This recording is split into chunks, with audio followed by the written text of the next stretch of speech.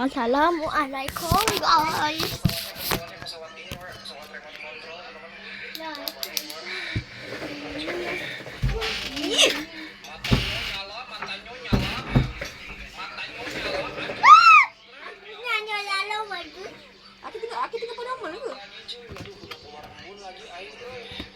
Dia dah pandai dah tunggu nombor ni. Okey. So kita nak unboxing Darwin Dogman. Sekejap ni kalau terbalik. Darwin Dogman. Darwin Dog. Okay, ini dari Poppy Playtime. Ini Playtime ko. Ini gambar dia. Ini warna Playtime ko. So sebelah dia pun ada gambar Dowi. Ini gambar free. Tak ada video kan? Hilang kot. Yang ini Dowi, ini ada lagu dia. Ini bukan BO9Y ya. Tadi DOEY. Ini ada gambar Dowi lagi. Yang ni kena slime. Sorry. Babi. Shoot. Comel je Dowi ni.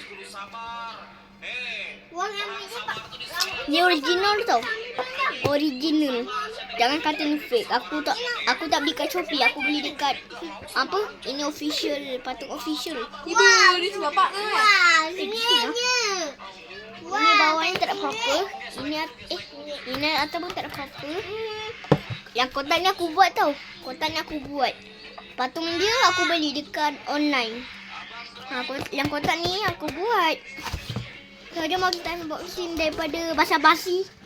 Terus bapak aku. Dia nyepit lah.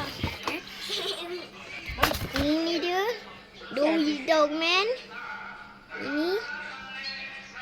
Macam dalam game tu. Dia apa? Ada budak. Dia jatuh dari tempat slime tu. Ni ada patung dia yang peluk tu. Come on. Ini patung dia. Ni kotak dia.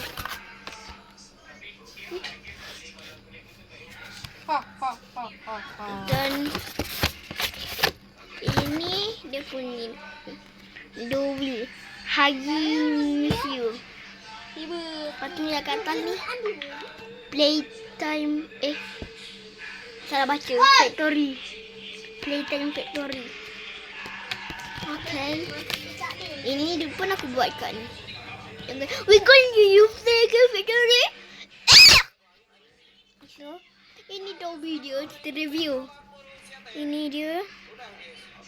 Ini review, kita review. Ini ada punya topi. Ini dari belakang dia. Ini kaki dia. Ini tangan dia. Agak comel. Tengok muka dia. Ini muka dia. Sorry tau sebab kepala dia terbalik. Ini video. Okay. Okay, itu je dah daripada saya. Terima kasih. Nanti video selanjutnya Pianosaurus. Okay, bye.